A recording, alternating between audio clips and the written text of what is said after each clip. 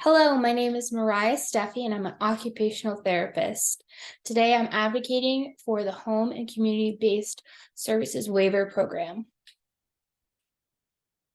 So what is the Home and Community-Based Waiver Services Program?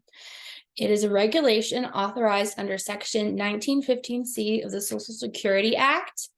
Prior to Section 1915C, Medicaid covered full or partial institutional care, but did not cover long-term services or supports in any non-institutional settings. HCBS allows states to waive certain Medicaid requirements for individuals who, without this waiver, would require an institutional level of care. It utilizes both state and federal funding, but states establish guidelines and provide oversights. Changes to waiver regulations are made through amendments to each individual state's policies, and services through HCBS are meant to supplement services through federal, state, local, and Medicaid plans. So the goals of the HCBS waiver include ensuring the protection of the people's health and welfare, demonstrating that providing waiver services won't cost more than providing these services in an institution, providing adequate and reasonable provider standards to the needs of the targeted population, and ensuring that the services are individualized and are person-centered. So states can waive certain Medicaid program requirements under HCBS waivers, which allows the states to use the waivers to target areas that the state has deemed the greatest area of need, or where there is certain types of providers are available. States make the waiver services available only to certain groups of people who are at the highest risk of institutionalization.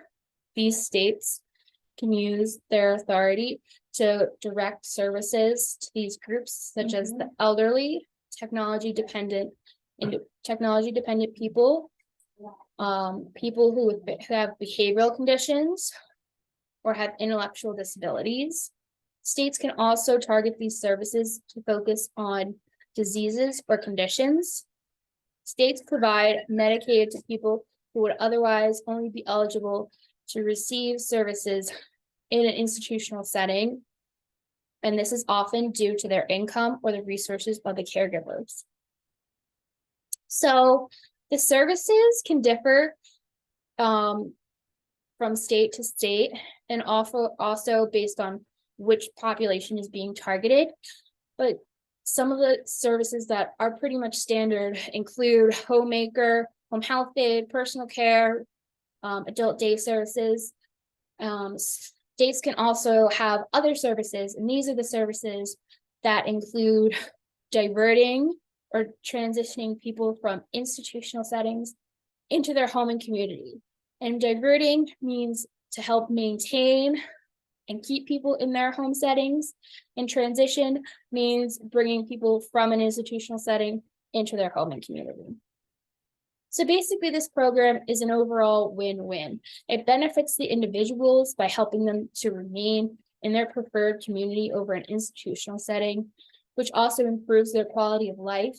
It allows them to have choices and be self-directed. It creates a person-centered care plan, which often it involves the family and support and involvement.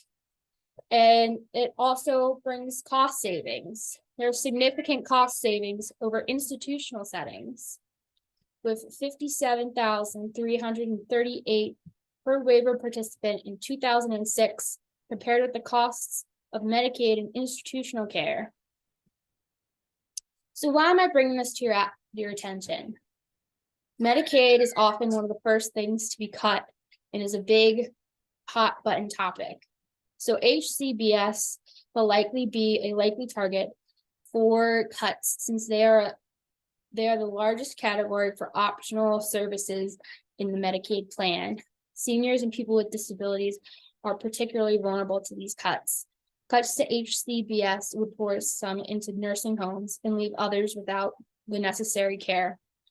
This is a vulnerable population that would otherwise be institutionalized without these services. Cuts are often have far-reaching effects, and this includes the Medicaid cuts that are often not discussed or readily apparent. So why should you advocate? This is a growing population. This is an underserved and vulnerable population. By advocating, you act as a catalyst for change. You are a proponent of protection of human rights and dignity, and you are able to educate the greater community. You are able to foster respect and understanding for individuals in need of these services. And how should you advocate? You're able to learn more about the HCBS waiver programs in your state, learn about the potential cuts to Medicaid funding, reach out to your representatives to explain how detrimental these funding cuts are, and connect with the national advocacy organizations that support waiver funding. Thank you for taking the time to listen to me, and I hope to continue to advocate for this amazing program.